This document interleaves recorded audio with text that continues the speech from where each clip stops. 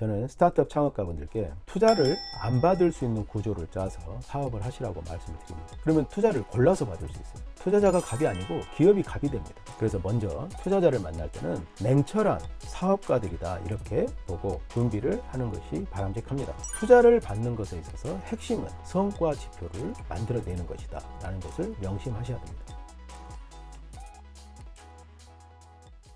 안녕하세요. 유니콘 빌더 장 대표입니다.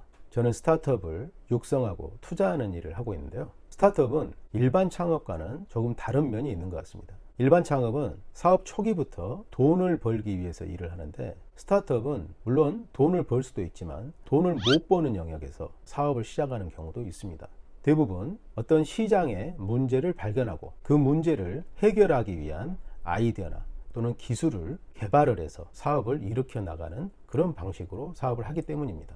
그래서 스타트업은 사업 초기에 돈을 벌지 못하고 돈을 쓰기 시작합니다. 자본금을 1억을 가지고 창업을 하면 그 자본금 1억으로 2억, 3억 돈을 더 벌어야 되는데, 그것보다는 시스템을 개발하고 마케팅비를 지출하는데 오히려 돈을 쓰게 되는 것이죠. 그래서 그런 자본금은 보통 한 6개월에서 1년 정도가 지나면 모두 고갈됩니다. 그래서 외부 투자를 받아야 돼요. 그래서 많은 스타트업들이 저희 같은 엑셀러레이터나 또는 벤처 캐피탈에서 투자를 받기 위해서 사업 계획서를 제출하고 투자 프로그램을 진행하죠. 그런데 많은 스타트업을 만나면서 스타트업들이 생각하는 이 투자에 대한 개념과 그리고 투자자들이 생각하는 이 투자에 대한 개념에 큰 갭이 있다는 사실을 깨달았습니다. 그래서 투자를 받기 위해서 많은 시간과 노력을 들이지만 어떤 측면에서는 이 기업은 지금 현재 투자를 받을 수 있는 준비가 안 되어 있구나 하는 기업들이 있거든요. 그런데 그런 기업들이 계속 투자를 받으러 다니게 되면 시간을 낭비하게 되고, 오히려 그 시간에 사업에 더 몰입해서 성과를 만들면 투자 받기가 수월해질 텐데, 아직 준비가 안 되어 있는 상태에서 투자 라운드를 돌게 되면서 오히려 사업이 더 어려워지는 그런 경험을 하게 됩니다. 그래서 오늘은 기업의 각 성장 단계별로 투자를 받을 때 고려해야 될 사항에 대해서 말씀을 드리고자 합니다. 먼저 투자자를 만날 때 기본적인 생각을 좀 바꿔야 됩니다. 많은 스타트업들이 투자자를 만날 때 투자자를 바라보는 관점이 기부자나 후원자처럼 바라보는 것 같아요. 투자자는 기부자나 후원자가 아닙니다. 투자자는 명확히 비즈니스를 하는 거거든요. 투자자도 사업체입니다. 그렇죠. 엑셀러레이터나 벤처 캐피탈은 펀드를 결성해서 수익을 낼 만한 기업에 투자를 해서 수익금을 회수해서 투자자들한테 나눠주는 일을 하죠. 사업의 방식이 다를 뿐입니다. 스타트업은 제품과 서비스를 개발해서 그것을 판매해서 매출을 일으키고 성장해 나가는 비즈니스를 하는 거고, 투자자는 펀드를 결성해서 여러 기업에 투자하고 투자 수익을 내서 투자자들한테 성과를 배분하고 성과 보수를 받는 비즈니스를 하는 겁니다. 서로가 비즈니스 하는 거예요. 그런데 투자자를 기부자, 후원자로 보게 되면 준비를 덜 하게 되고, 그리고 투자자한테 도와달라는 말을 하게 됩니다. 투자자가 그렇게 도와줄 수가 없죠. 왜냐하면 사업을 해야 되는 입장이기 때문에. 그래서 먼저 투자자를 만날 때는 냉철한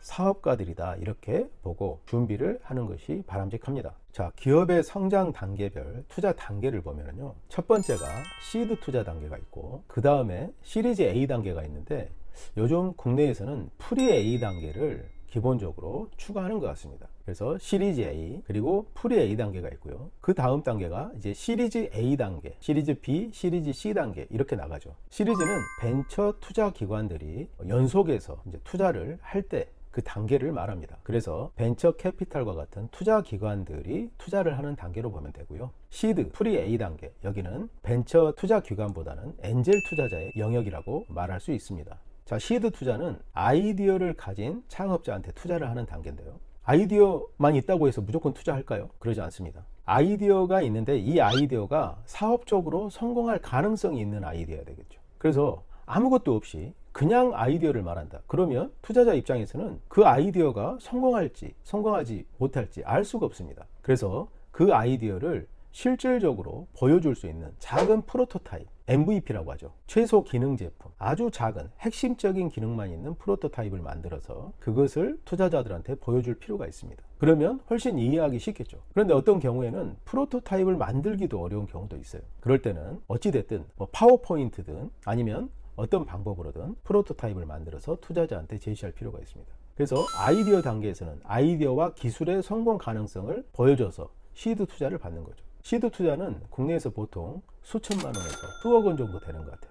5억 원은 넘어가지 않는 것 같습니다. 이렇게 해서 시드 투자를 받고요. 보통 시드 투자는 엔젤 투자자 영역이죠. 엔젤 투자자는 저희 같은 엑셀러레이터 또는 가족들, 친구들, 친인척들 이런 분들이 엔젤 투자자로 참여하게 됩니다. 자, 이 시드 투자 단계에서는 아이디어가 좋다고 해서 무조건 투자하지 않습니다. 그 아이디어를 이 창업팀이 실제 실행해서 구현해서 사업화할 수 있는 능력이 있는지까지 보게 됩니다. 당연하지 않겠습니까? 그래서 이 창업가가 만약에 연쇄 창업가에서 과거에 어떤 사업을 해서 크게 성공한 경험이 있다 그러면 그것은 아주 플러스 요인으로 작용할 가능성이 높습니다. 그런데 사업을 처음 하는 사람이 아이디어를 가지고 있다고 해서 바로 투자하기는 쉽지 않겠죠. 그래서 보통 정부에서 하는 예비 창업 패키지 같은 프로그램을 통해서 아이디어를 정부 지원금을 받아서 제품으로 만드는 이런 분들이 많이 있습니다. 아주 좋은 방법인 것 같아요. 내가 아이디어는 있지만 아직 역량이 검증되지 않았다면 중소벤처기업에서 하는 예비 창업 패키지에서 선정돼서 거기에서 받은 자금으로 프로덕트를 만들어 볼 수 있습니다. 일반적으로 시드 투자를 받고 나서 이제 제품을 만들기 위해서 시리즈 A 투자를 받는데요. 보통 시드 투자금을 가지고 시리즈 A까지 바로 들어가기가 어려운 경우가 많습니다. 그럴 때에는 프리 A 단계 투자를 받습니다. 시드 자금으로 MVP를 만들었다면 이제 제품화가 가능한 수준의 베타 서비스라든가 또는 프로토타입 이런 것들을 만들어서 실제 고객들의 반응까지 확보를 해서 이 제품이 시장에서 충분히 반응하고 있고 그리고 이게 제품으로 나오면 실제 구매할 구매자까지도 어느 정도 확보가 되어 있다. 이런 것들을 보여주는 단계죠. 이게 프리 A 단계입니다. 이 프리 A 단계에서는 시드 투자를 받고 MVP를 만들었다면 그것을 좀 더 시장의 반응을 확보하고 좀 더 발전된 프로토타입이나 베타 서비스까지 서비스를 좀 더 발전시켜서 이 제품이 사업으로 성공할 가능성이 있다는 것을 보여줘야 됩니다. 그래서 프리 A는 시리즈 A를 받기 전에 베타 서비스, 프로토타입을 좀 더 고도화하기 위해서 투자를 받는 그 단계라고 볼 수 있습니다. 보통 이 단계에서는 엑셀러레이터나 또 엔젤 투자자, 또 초기 투자를 지원하는 벤처 캐피탈이 참여하기도 합니다. 투자 금액은 수억에서 수십억까지도 이루어지고 있습니다. 세 번째는 시리즈 A 단계인데요. 시리즈 A는 시드나 프리 A 단계에서 어느 정도 시장 검증이 마무리되어 있어야 됩니다. MVP, 베타 서비스를 가지고 시장 검증을 했더니 시장에 뜨거운 반응이 있어요. 자, 그래서 투자금을 받으면 이것으로 실제 시장에 출시할 이제 완벽한 제품을 만드는 것을 목표로 투자를 받습니다. 자, 이 시리즈 A 단계에서 중요한 것은 프로토타입이나 베타 서비스가 시장에 반응이 있다는 것을 입증할 수 있어야 됩니다. 그래야지 투자자는 투자금을 지원해서 그 돈으로 완벽한 제품을 만들어서 시장에서 본격적인 매출을 만들어서 시장에 진입할 수 있게끔 지원을 하는 것입니다. 자, 시리즈 A 단계는 벤처 캐피탈과 같은 투자 기관들의 영역입니다. 그래서 투자 기관들이 시리즈 A, B, C 단계별로 투자를 하게 됩니다. 보통 수십억에서 수백억 규모까지 이루어지기도 합니다. 자, 이 단계는 일관된 수익이나 성과 지표가 있어야 됩니다. 수익과 성과 지표가 없는 단계에서 아이디어만 가지고 투자 기관들을 찾아다니는 경우가 많습니다. 그런 경우에 정말 투자받기가 어렵습니다. 다음은 시리즈 B 투자인데요. 이 시리즈 B는 시리즈 A에서 이미 시장에서 확보된 실제 사용자를 기반으로 해서 이제 사업을 확장하고 빌드업해 나가는 단계입니다. 사업을 성장시켜 나가는 단계죠. 보통 투자금은 수백억 단위가 됩니다. 그리고 이제 시리즈 C는 해외 진출이라든가 또는 신제품 개발, 또 M&A를 통한 확장 등 사업을 대규모로 확장하기 위해서 받는 투자 단계입니다. 사업의 스케일업과 시장 점유율을 확대하기 위한 목적으로 투자를 받는 것이죠. 자, 이 단계는 벤처 캐피탈이나 또는 전략적 투자자, SI 투자라고 하죠. 스트래테직 인베스터, 스케일업하거나 또 시장 점유율을 확대하기 위한 목적으로 투자를 받습니다. 이후에 시리즈 D, 시리즈 E, F 이런 연속적인 투자를 받아서 나중에 IPO를 하거나 유니콘까지 도달하게 됩니다. 자, 지금까지 투자 단계별로, 기업의 성장 단계별로 투자를 받을 때 알아야 될 내용에 대해서 말씀을 드렸는데요. 요약을 해보면 각 단계별로 투자를 받기 전에 성과 지표를 보여줘야 한다는 것입니다. 자, 투자자는 투자를 해서 투자 수익으로 사업체를 운영해 나갑니다. 그러면 투자할 대상 기업이 투자 수익이 날 만한 그런 성장을 할 만한 기업인지를 면밀하게 보겠죠. 근데 그걸 볼 수 있는 것은 지표가 있어야 됩니다. 그냥 감으로 하는 것이 아닙니다. 극초기 투자, 시드 투자 같은 경우에는 감으로 하는 경우도 있어요. 그러나 시리즈 A, B, C 후단으로 갈수록 지표를 가지고 하게 됩니다. 그리고 요즘의 투자자들은 시드 투자나 프리-A 단계에서도 지표를 요구합니다. 그래서 투자자가 성과 지표를 요구하기 때문에 스타트업은 성과 지표를 만들어서 그 지표를 보여주고 투자자가 투자를 할 수 있도록 하는 게 바람직하겠죠. 만약에 투자를 받고 싶은데 내놓을 만한 성과 지표가 없다.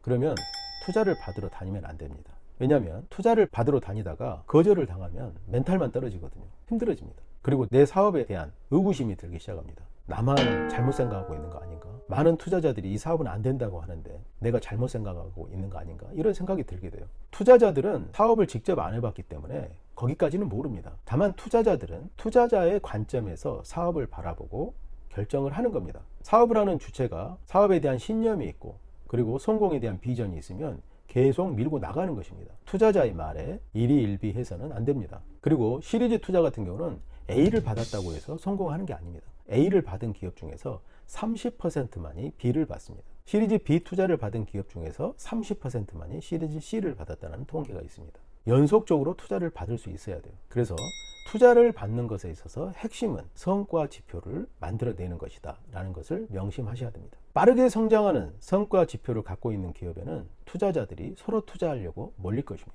자, 성과 지표가 만들어졌다면 그 다음 단계에서 해야 될 것은 투자를 받았을 때 그 투자금을 어떻게 사용할 것인지를 상세하게 구성해 보는 것입니다. 투자금 중 일부는 제품 개발에 쓰고 마케팅에 쓰고 또 인건비로 사용하고 물론 개괄적인 계획들이 대부분인데 좀 더 구체적으로 마치 투자금이 이미 들어와서 이걸 집행한다고 생각하고 구체적으로 써볼 필요가 있습니다. 왜냐하면 투자자는 이 투자금을 가지고 기업이 그 다음 단계, 그 다음 스테이지로 나아갈 수 있는 성장을 만들어낼 수 있을 것인지를 보고 싶어 하기 때문입니다. 그래서 투자금을 받았다고 가정하고 이 자금을 어떻게 쓸 것인지를 상세하게 기록을 해 보십시오. 그리고 그 내용을 투자자한테 보여주면 투자자가 이 투자금이 들어갔을 때 어떻게 쓸지에 대해서 아주 상세한 계획을 가지고 있구나. 그리고 이렇게 자금이 집행이 된다면 정말 다음 단계로 성장할 가능성이 높겠다 라는 믿음을 갖게 되겠죠. 상세한 자금 사용 계획을 가지고 투자자가 다음 단계로 갈 수 있을 거라는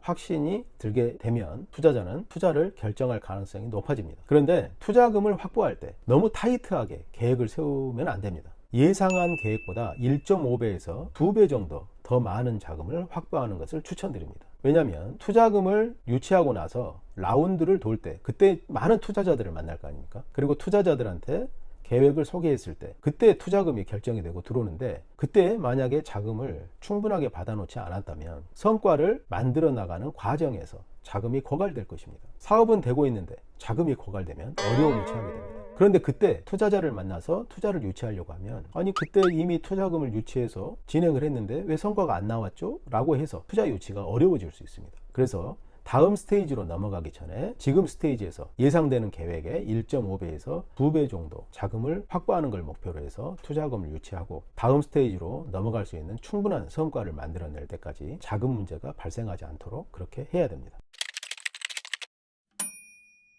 자, 오늘은 투자자를 만나기 전에 각 기업의 성장 단계별로 어떤 것들을 고려해서 투자 유치에 임해야 되는지에 대해서 알아봤습니다. 저는 스타트업 창업가분들께 투자를 안 받을 수 있는 구조를 짜서 사업을 하시라고 말씀을 드립니다. 투자자한테 의존하는 구조로 사업 초기부터 투자를 받을 때 초기에 어느 정도 투자를 받고 그 다음에 자생적으로 언제부터 해나갈 수 있는지를 가늠해 볼 수 있어야 됩니다. 끊임없이 투자금에만 의존하게 되면 결국 투자금이 고갈되는 시점이 다가옵니다.